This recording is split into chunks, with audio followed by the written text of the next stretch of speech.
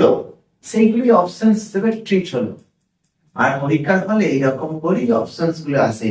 আর নিজের অপশনের উত্তরটা যদি অপশনে থাকে তার মতো খুশি বোধহয় আর কেউ হয় না, ঠিক না? আমার উত্তরটা অপশনে আছে, তাহলে আমি সেটাই ঠিক মার্ক দেবো।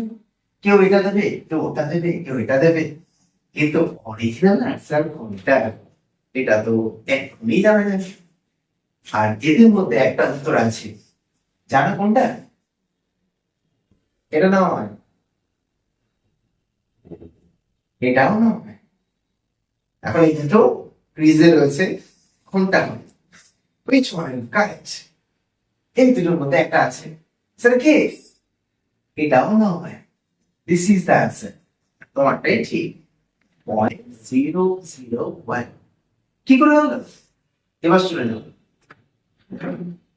দেখো সবগুলোই ভাগ চিহ্ন রয়েছে না, তো পরপর ভাগ চিহ্ন থাকলে ভাগ শুরু হয় সবসময় বাঁ দিক থেকে। কোন দিক থেকে?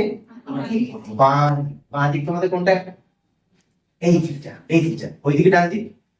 আর ছোটবেলায় জানতে ভাগ চিহ্নটা কোন চিহ্ন হয়, আর পরের টার্মটা উল্টে যায়।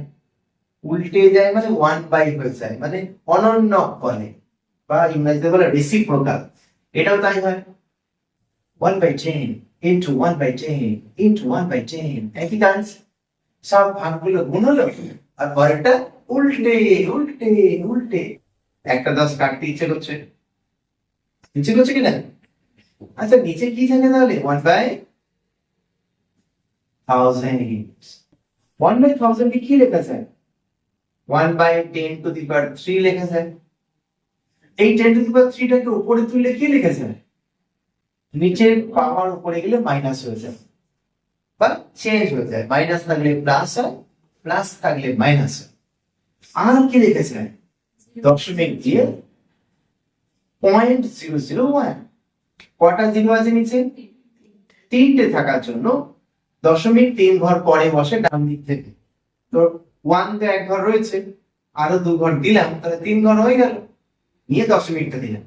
কিন্তু দশমিকের খুব ভূতের ভয়, ও একা থাকতে পারে না, তাই বাঁ পাশে কিছু নেই মানে কে আছে? জিরো দিতে হয়। পয়েন্টের আগে কিছু একটা লিখতে হয়, জিরোই লিখতে হবে, সংখ্যা তো দেওয়া যাবে না। তো আনসার 0.001। মাথায় ঢুকলো নিশ্চয়ই সবাই?